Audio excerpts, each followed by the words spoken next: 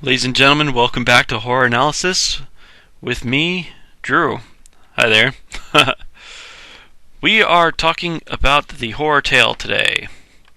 Continuing with this, we're on Stephen King's version, which Tales of the Hook and Tales of the Tarot. We are done with Tales of the Hook. We're continuing on with Tales of the Tarot. Macabre. Stephen.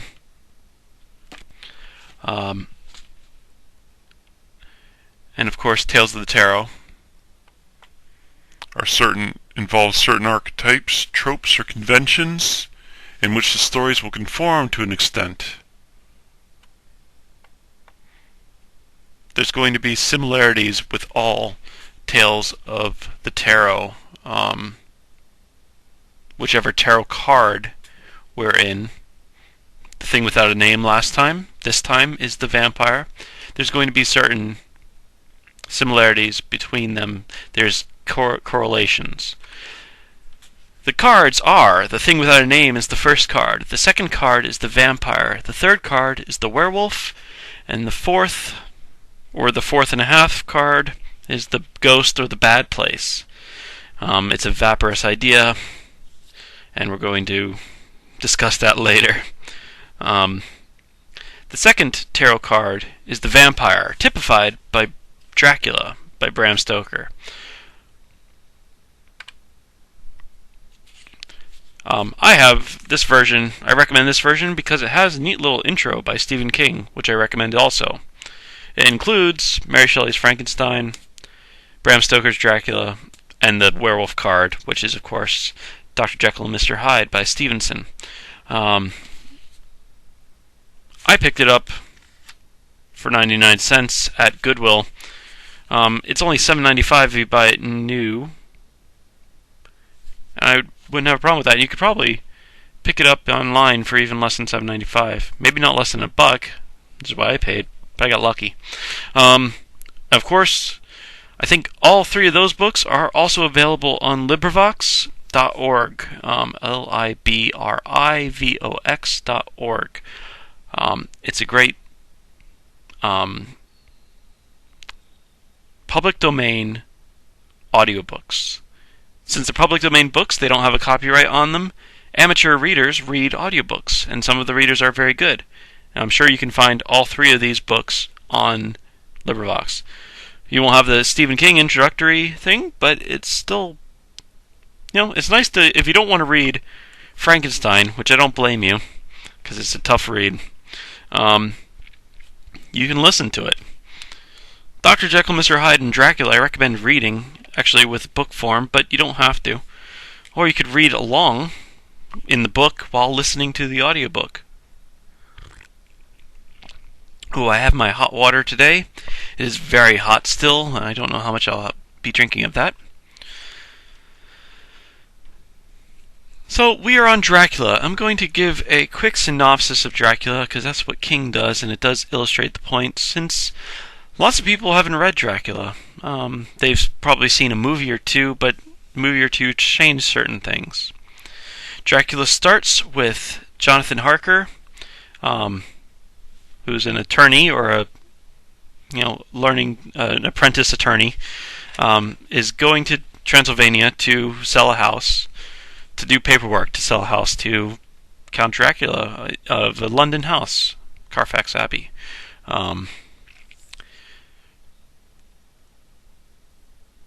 He is imprisoned by Dracula after a fashion, attacked by three female vampires, several female vampires. I'm not sure how many there are. It's three in the movies. I'm getting mixed up myself a little. Referred to as the Weird Sisters, by King at least, if not by Stoker himself. And escapes, but by that time Dracula is gone on to London. The boat he's sailing on, no one survives, except for Dracula, and he's not dead to begin with, being a vampire. Spoiler alert, Dracula's a vampire. Who would have guessed? So the captain's the only one that wasn't drained or pushed overboard. he chains himself to the steering wheel and ship's wheel rather, and with his cross, and freezes to death, or at least dies of dehydration.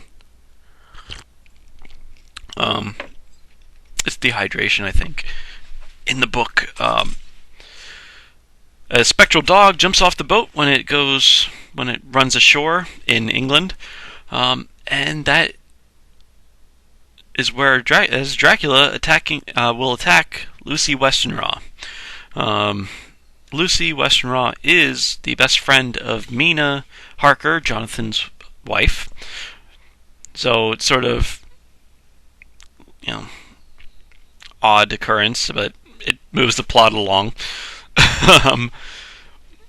And Lucy is being courted by three guys. Quincy Morris, the American with the awful Texas accent. Dr. Seward, the sanitarium owner or runner, manager, I guess.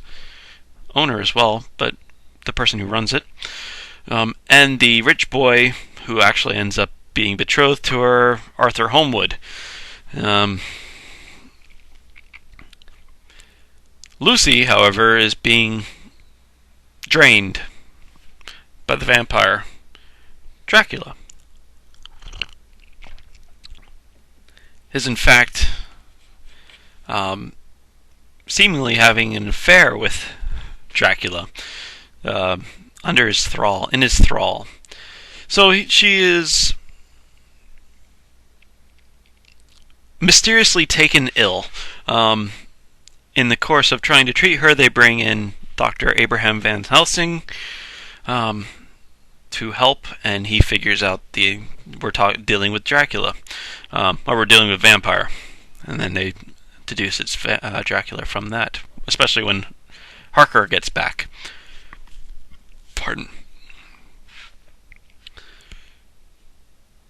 Yes, so Lucy is in fact killed and turned into a vampire herself, and starts attacking young kids in London as the Bloofer lady, being the Cockney little brat version of one of his beautiful, because Lucy is beautiful,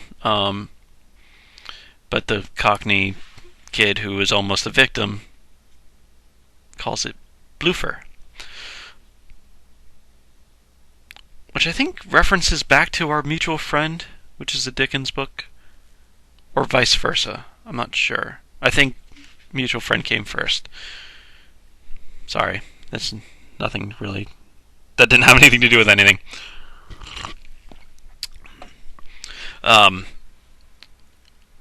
Arthur Homewood and Van Helsing track Lucy down, put a stake through her heart, chop her head off, and stuff her head with garlic.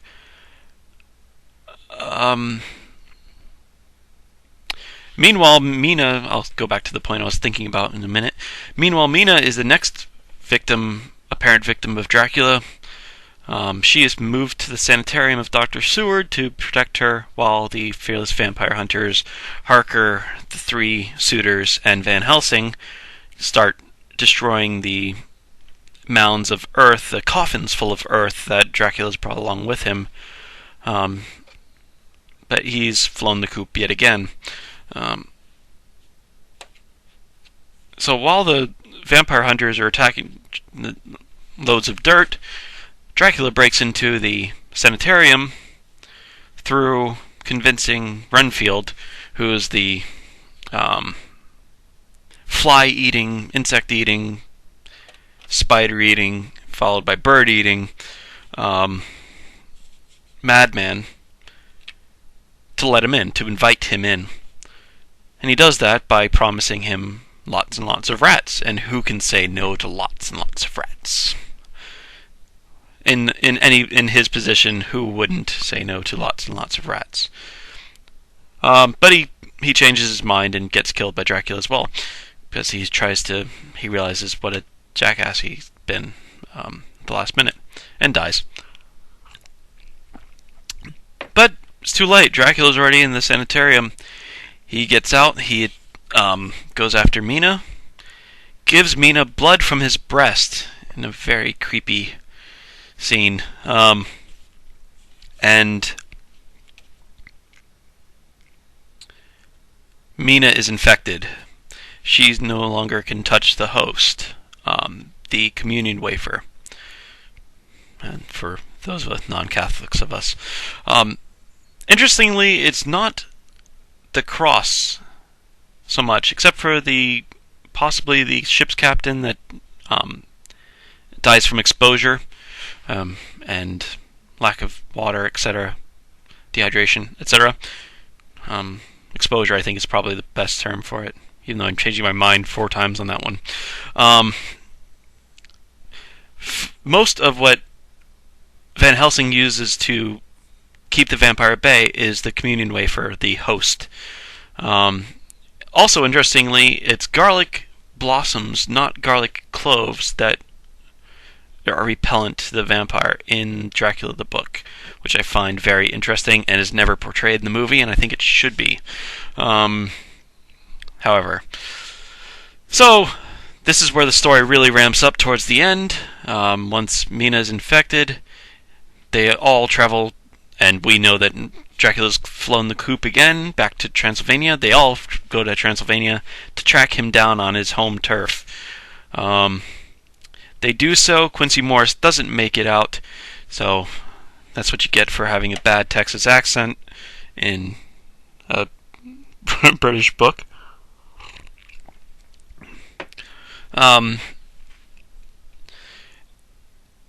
Mina and Dr. Van Helsing kill the weird sisters, and the boys stab Dracula to death with knives, which is a takeoff of, more than likely, a reference to Jack the Ripper, because he's ripped apart with knives.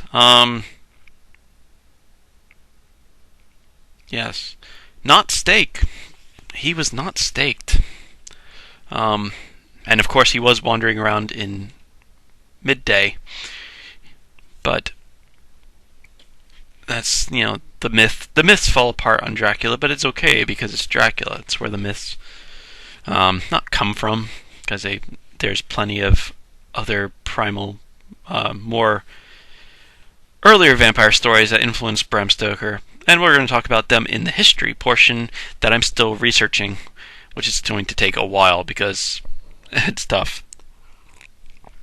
As it stands now with that, I'm going backwards. I did finish the Tales of the Tarot, and I'm going backwards because now I have a new headpiece, as you can see, and I'm going backwards and doing the earlier videos in a way that can be heard because my laptop's microphone is awful. So that's the synopsis of Dracula. Dracula has 2 things. The vampire story, quintessentially Dracula, the quintessential vampire story, has 2 things about it. It is the story of outside evil, and it is the primal rape story. Rape, you say? Yeah, that's the R word, folks. Yeah, we're going to skip rape for the time being. It's forced sex rather than I don't think rape is probably the right technical word for it. It doesn't feel right in our mouths and in our hearts. In our heads even. It gives me a headache even to say the word that many times. As many times as I'm going to say it in this video. Let's start with outside evil. It's much easier to understand. Almost all stories of outside evil are in some way, shape, or form vampire stories. It is good things happening to bad people for no reason whatsoever. Bad things are out there and they can get you for no reason at all. In Dracula, Harker is entrapped by Dracula in Transylvania, and he simply went there because his boss asked him to go. He didn't deserve to be trapped in any way, shape, or form. He's a good guy from page 1 to page end. There's nothing in Harker that is evil in any way. He's a good guy. He's a neutral guy, but he's a good guy. He's not saintly. Lucy's death wasn't any moral retribution. Sure, she was sort of dating 3 guys at once, but they all knew about it, and they're all friends with each other, which is kind of weird, but there's nothing really immoral about Lucy at all. She certainly didn't deserve to be turned into a vampire, become a quasi-pedophile, and then have her head chopped off, a stake driven through her heart, and her corpse stuffed with garlic. That's a bit extreme for the sins that Lucy has exhibited in the book, which are basically none. The only accountability can fall on Renfield, who did let Dracula into the madhouse, into the sanitarium, but he's insane. He's not really accountable for his actions. Non compos mentis. Hey, I got a big word in there. He's not responsible because he isn't Madman. And he's not a big enough character to take responsibility for everything that happened in the book. That's ridiculous. He's a side character only. So,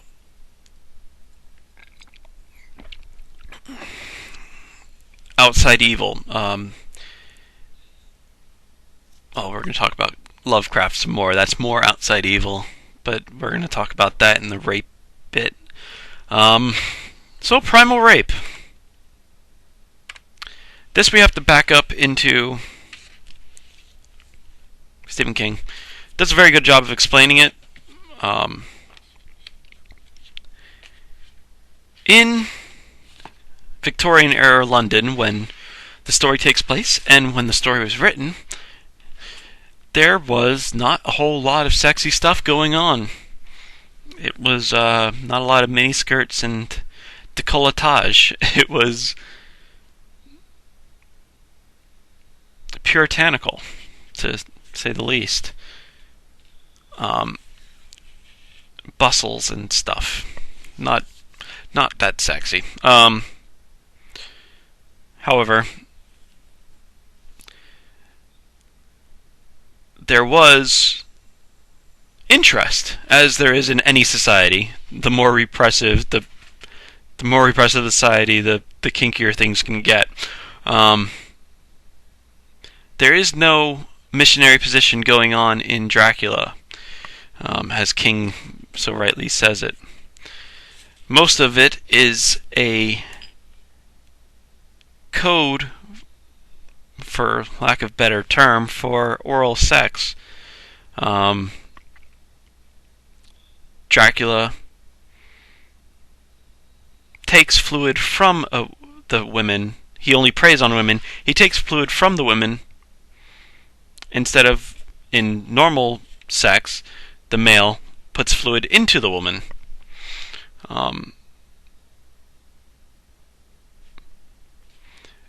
In intercourse, I guess, would be the proper term. The weird sisters, in attacking Jonathan Harker, it's better just to point out what King has, because King points out he does some, not selective editing, he just takes the most telling paragraph. The girl went on her knees and bent over me, simply gloating. There was a deliberate voluptuousness which was both thrilling and repulsive, and she arched her neck and actually licked her lips. This is page 82 on Danse.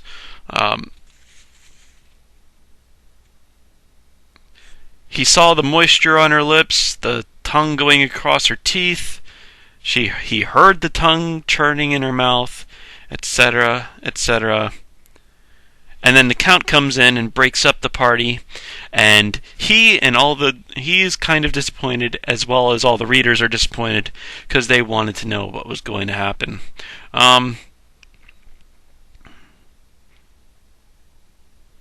That's fellatio. As King has a quips. His king quips. The kind of girl who went down on your knees was not the kind of girl who you took home to mother in Victorian London.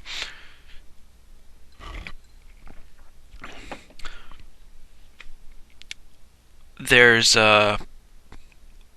going on at the time, of course, Jack the Ripper was going on, as I mentioned before. And of course, so prostitution was around, obviously, and sort of high profile since a lot of prostitutes are being killed. There's a mesmerism craze going on at that point. Franz Mesmer was the father of hypnotism, and so you'll see in lots of Dracula portrayals there's a hypnosis element to Dracula.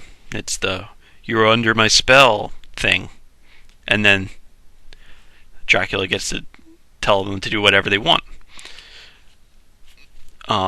Also in King points out that Mesmer and his followers put people into trances by stroking them all over their body. Mesmer and his followers mostly preferred young single ladies. And some of the side effects were... I'm just going to get the quote. It's so fantastic.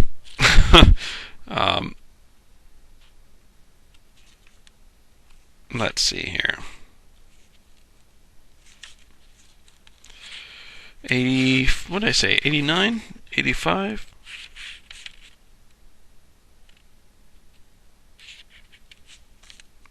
Ah, 83. Wonderful feelings that seem to culminate in bursts of pleasure, which we would think of as orgasm, but as King points out, quote, single ladies in Victorian London wouldn't know a orgasm if it bit them on the nose. Actually, that's a paraphrase, not a pure quote, but whatever. So there is sexual tension in the vampire's myth.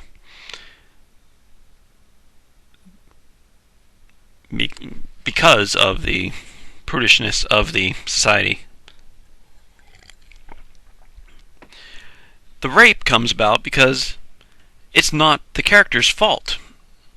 Jonathan Harker, when the girl is on her knees in front of him, probably wanted that to continue when the Count breaks it up. But hey, it's not his fault. He is innocent in this because and of course all the readers living vicariously through Jonathan Harker at that point are innocent of any wrongdoing in that, because it's the outside evil that is attacking them. The women who are preyed upon by Dracula get the pleasurable burst of feeling from that is taken from mesmerism, and they are enthralled, enthralled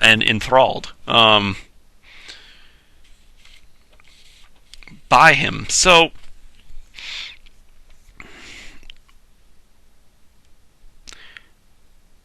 the sexual element, I would say, is sort of central to the vampire theme as well. King, in his book, jettisons it in Salem's Lot, which is his take on the vampire tale. I'm going to jump back to Lovecraft real quick. Lovecraft is, of course, outside of evil. King makes a point of saying that there's something vaginal in the conceptions of Lovecraftian monsters. I'm not going to go into too many details, but there's similarities between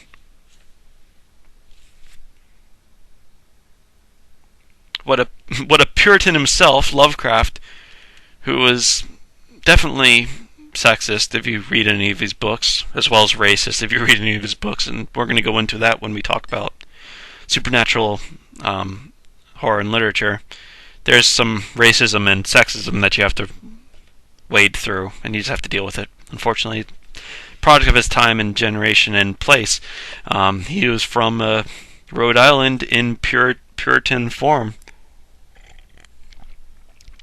And he was kind of scared of the opposite sex, and I don't know what happened in his life to equate vaginas with scary things, but there is something vaginal about his creations. And further on, going a step further, the concept of tentacle rape in Lovecraftian, neo-Lovecraftian movies or anime, Japanese anime. There's a lot of Lovecraftian themes in those kind of movies. It's tentacle rape, though, and there's sexual element in these kind of outside evil stories. Stephen King wrote Salem's Lot, and he jettisoned the sex out of it. And I don't think Salem's Lot works. I don't think Stephen King is very good at vampire stories, and I don't think Stephen King's very good at werewolf stories. I wasn't scared from Psycho the Werewolf, and I wasn't scared from Salem's Lot either, except for Hubie Marston, because Stephen King is exceptional at ghosts. Stephen King's ghosts scare me 100% of the time. Hubie Marston, terrifying. That's what scared me in Salem's Lot. That's what kept me up for, 2-3 nights. The vampires, not so much. There's some tension there, but not fright. Not terror. Some of it was horror. The falling into the pit of knives. But not from the vampires so much. Be that as it may.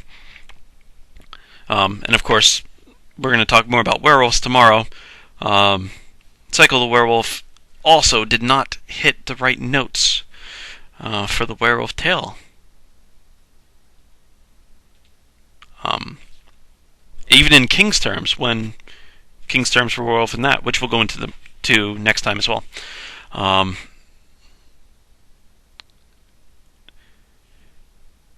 So Stephen King in Salem's Lot was purely focused on outside evil. No one deserved what they got. Maybe with the exception of the jerk bus driver who was killed by the kids that he terrorized. Once they turned into vampires. But no one really deserved any of what they got in Salem's Lot. Or in any real true vampire tale.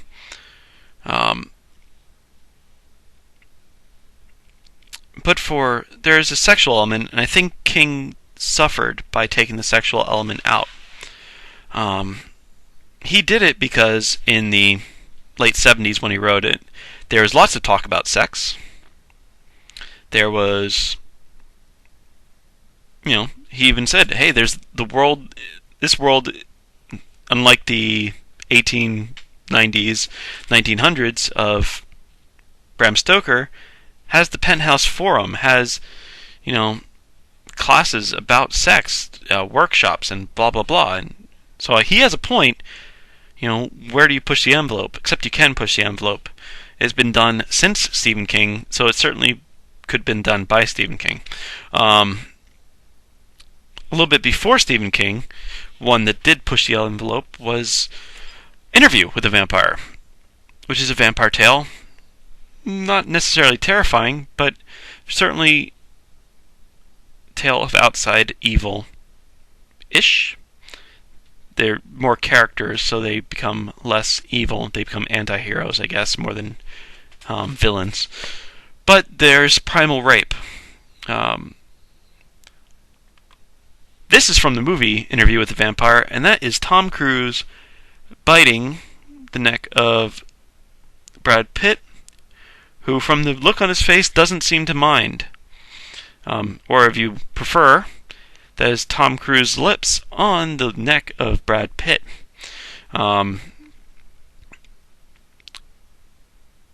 the 90s, when the film was being made, it was still kind of risque thing to show.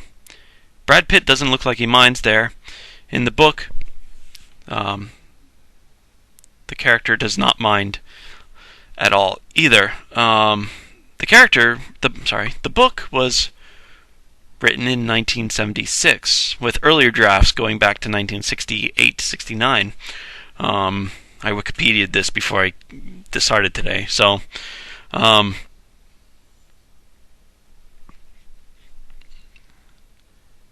in 76, there was start of the LGBT revolution. Maybe a bit before 76, but in the 70s there was the beginning of the LGBT revolution, trying to get non-heterosexual lifestyles become more acceptable. A lot of people reading Interview with a Vampire, and by reading, of course, I mean living vicariously through the characters, would be thrilled by this sort of thing happening. It was an outlet, a sexual outlet, for closeted, in many cases, homosexuals during that time. And as well as in the 90s for closeted homosexuals, where there's a revamping post-80s Christian Coalition type stuff. The 90s bringing back into the gaining traction of the gay rights movement. There's more. Also in the 90s is the invention of the push-up bra, which was demonized and undemonized, depending on your position on the matter. But there's Dracula Dead and Loving It, and there we go. Look at those beauties. This is Lucy Westenra's... it was different. They changed the name in her. I think it was Lucy Seward, actually. No, it was Lucy Westenra still. It's Mina Seward. They changed the characters around in the book a bit. But Lucy was turned into a vampire, and then the side effect of being turned into a vampire would be voluptuous bosom.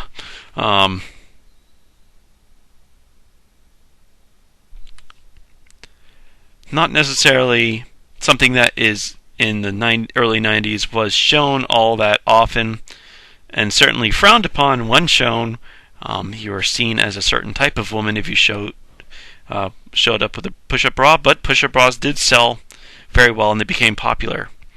Not as a result of that, of course, but it did reflect it, and of course this is a comedy version of the Dracula story, so there's only a little bit can be taken with a grain of salt there. Further on, early 2000s, this is from Van Helsing. Sorry, blanked there for a moment. This is your classic threesome, if you want to see it that way. Dracula and his two brides, or two of his brides, in the classic threesome. Also a risque thing. Let's see, I actually have some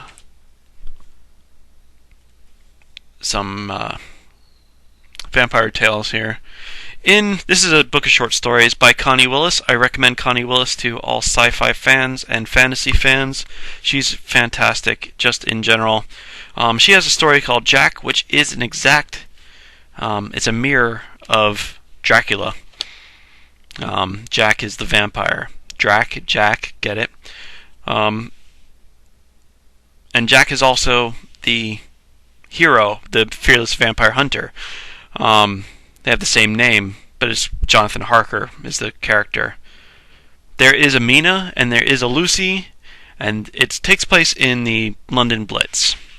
The main group of characters are digging people out of bombed out houses. Jack, the vampire, can smell a living heart, a beating heart, under rubble. So he's actually helping to dig people out, and occasionally digs people out. But if it's a young woman or a girl, which gets creepier because we do have the idea in our head now that it's primal rape, and one of the girls was called Mina, and one of the girls was called Lucy, I think. Maybe it's been a while since I've read it. I know one of them was called Mina, and she dies because she's drained by the vampire. And of course, things go on. The fearless vampire hunter, Jack, comes back from the war ready to fight Jack, the bad vampire. And finds out that Jack the vampire got a stake to his heart when a beam came down on him when he was trying to save somebody's life. And the thing was about that one was Jack was actually trying to help the cause, even though he was also trying to feed. A sort of sexy book. It's sort of tame as far as the sex angle goes, as far as kinky sex angle goes, but it is sort of sexy. S.E. Hinton's The Hawk's Harbor. It's S.E. Hinton, so she's kind of tame-ish anyway. She's most famous for The Outsiders. But there is the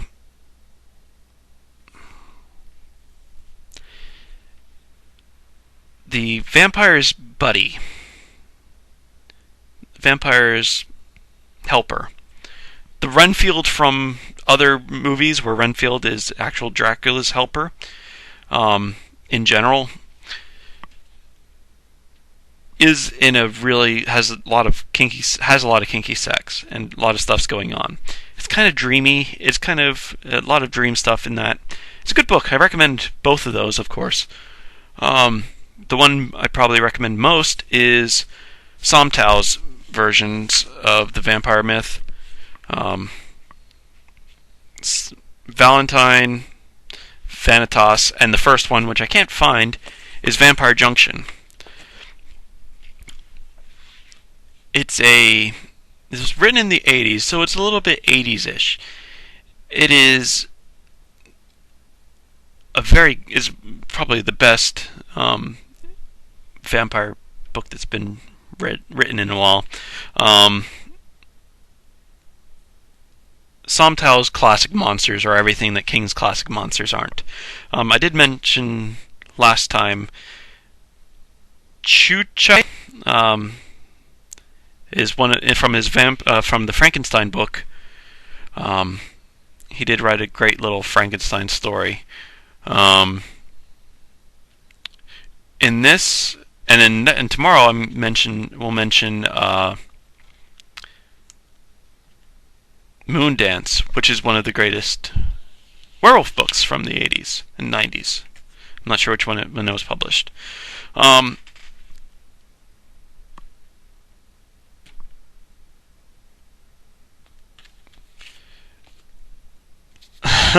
Okay, so Vampire Junction is about Timmy Valentine. Timmy Valentine, is it? Yep, Timmy Valentine, who is a pop star, a bubblegum pop star, even, like a little boy, who has the voice of an angel, and he sings these really dark songs. Problem is, he's a vampire, and he's been a vampire since Vesuvius erupted. Vesuvius? Yes, Vesuvius. In BC whatever. He was turned into a vampire by the Oracle of Delphi or something like that. It's a little bit weird. And the story does have some bad points, like he keeps meeting famous people throughout his life, like Caravaggio, which is not so weird, but he also meets Bluebeard. Bluebeard in the first book, anyway. I don't like that if you're going to live for 1,000 years, 9 times out of you're not really going to meet famous people. 2,000 years, my apologies. So in the 80s, he becomes a famous pop star. And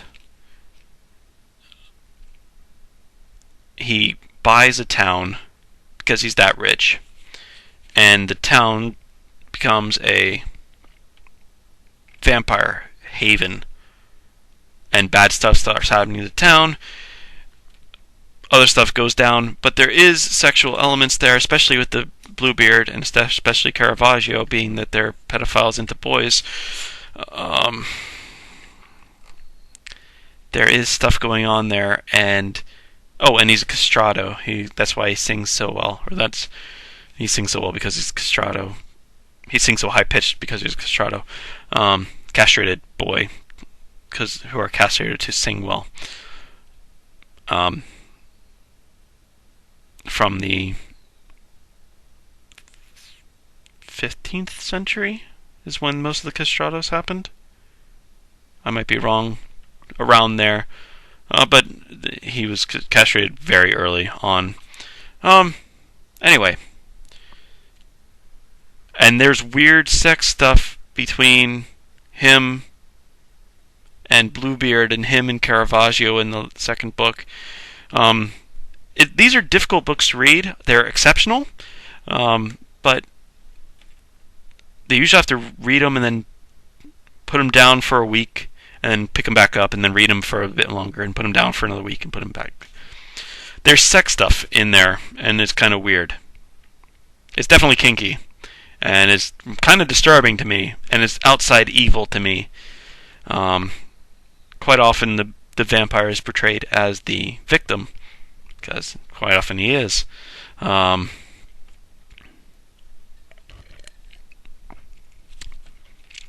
But he's also to blame for a lot of stuff.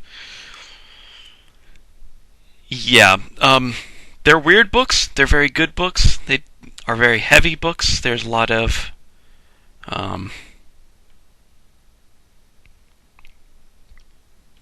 psychology and stuff in them. But I do recommend them. I recommend them very, very highly, as well as Moondance as well. And the S.E. Hinton as well, and anything by Connie Willis. Jack is in Impossible Things by Connie Willis, as well as a lot of other good stories like At the Rialto. What do we have here?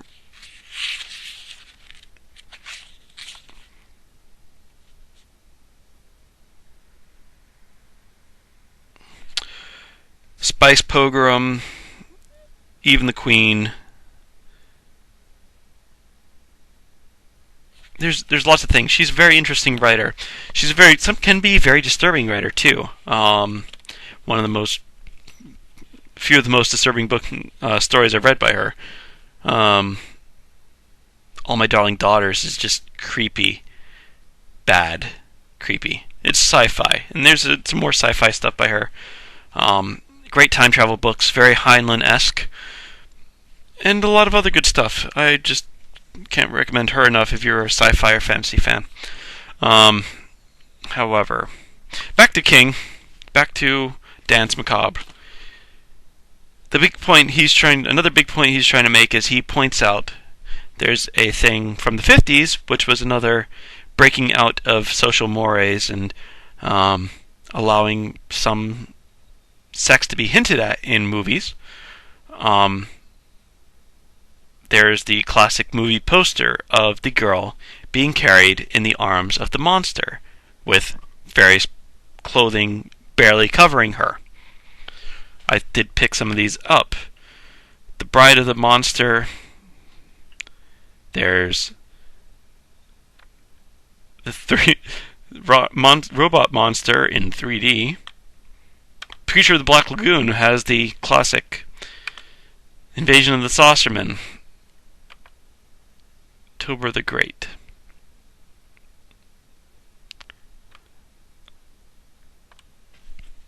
Buxom women, scantily clad, in the arms of the monster. Primal rape. They're swooning, if you like. I have an issue with rape being the right word, but it is sex where you are not to blame and you didn't ask for. So that's rape. It is not the rape that we find acceptable, because fairly often the it's implied that they enjoy it, which is not acceptable in society as we talk about rape in our society. It's more along the lines of what it should be called is primal, the safe word is banana thing, where it's play rape. Safe word stuff. Edge play, I think, is the technical term for that kind of behavior. So vampire stories do have sexual element in them. They're typified by they're exemplified by outside evil. If you have those two elements, no matter what the actual monster is, it's a vampire card. It's the vampire tarot.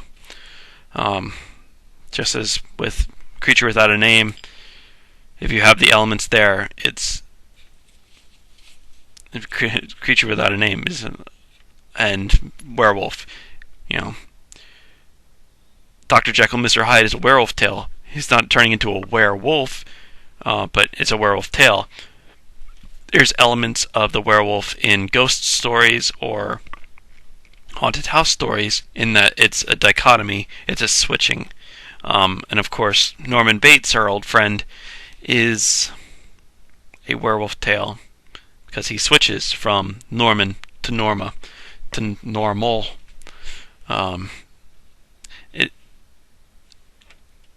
So the vampire card, that's it is the outside evil. When you have that pure outside evil. Of course, tomorrow we're going to be talking about werewolf card, which is opposite. It's inside evil. As you probably could have guessed because you have outside underlined on here. And then we're going into the last tarot card, which is weird one at the bottom. The Ghost of the Bad Place. So that will finish up the horror tale. And I'll see you next time on Horror Analysis, folks. Have a great night.